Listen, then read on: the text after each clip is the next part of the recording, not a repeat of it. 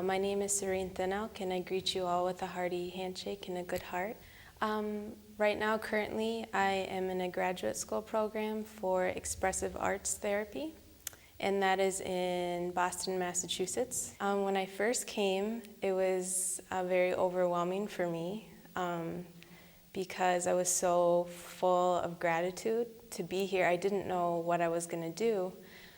But I was so full of emotion and gratitude, and I was thinking about my family. And the first week of the process was very intense for me. I had a lot of cleansing to do with my emotions and with my physically as well. So the first week was more of a cleansing process. But the Deekshas were so powerful. My very first Deeksha impacted me so much. I remember after receiving it, I just went into this beautiful dream state, and I just slept and had the most beautiful dreams. And so after that first week, the second week came, and the whole process has been like a dream. I can't really put words to it even. The whole process of self-discovery, discovery of nature, of our Mother Earth, of all of our relatives, of the universe, of everything that exists in our Creator, all seem to converge into one entity or one thing. And all the experiences that I've had with the teachers here as well, and the family that I've made, you become a family with everyone who's experiencing as well.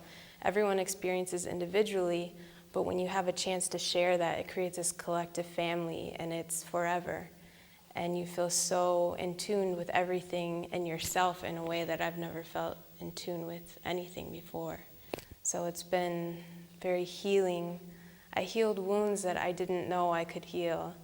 And I have a hope and a faith so powerful that I'm going to carry it with me in every single thing I do. So it's been a really beautiful process.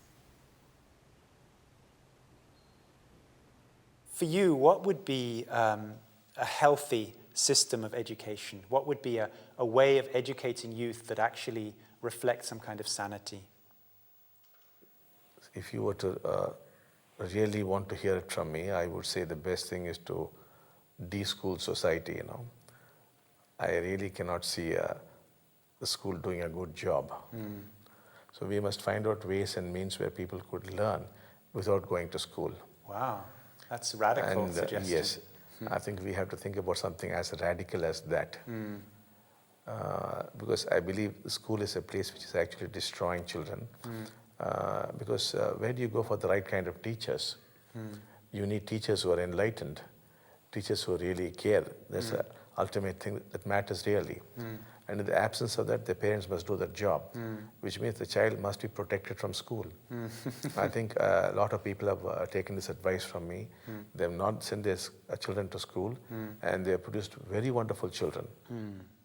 In America, Bhagavan, this is called homeschooling, and it's become quite popular now, where the children are schooled by one or both of their parents.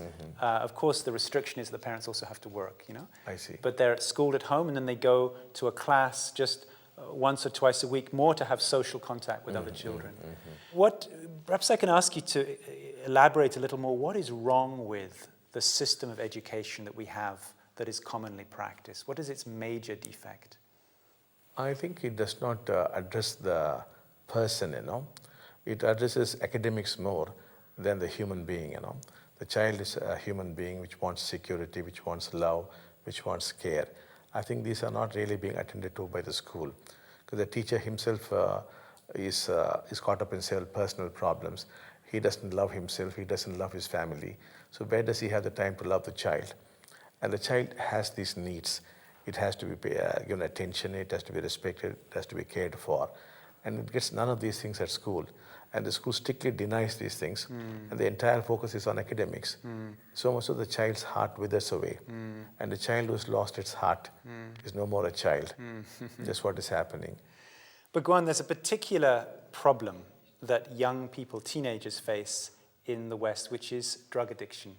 And this can start as early as 13, 14, and by the time we get to the later teens, it's actually quite common in America that younger people have been experimenting with drugs or with overindulgence of alcohol.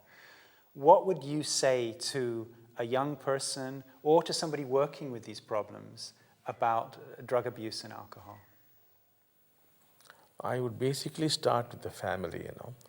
I would like to work on American families, make them stronger. Though I would straight away work on the youth also, but my basic starting point would be the family.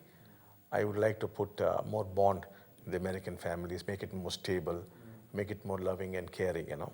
I would like to start it that way, rather than merely addressing the youth, you know. Yeah.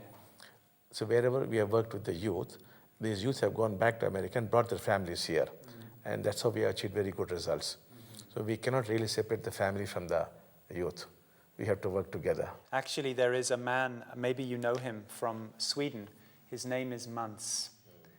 He has been here. He was a drug addict himself. And I interviewed him for the book I'm writing about Deeksha. He was addicted to drugs. He received a Deeksha, only one Deeksha, and all of the drugs went out of his system. Yes. He was addicted to heroin, which is the most addictive drug. And now he is working with youth in Sweden to help students, young people who are addicted to drugs. And he works on the whole thing through the relationship with the parents, as you're saying. I think he had a meeting with you at some point, and you gave him a special Deeksha for working in this way.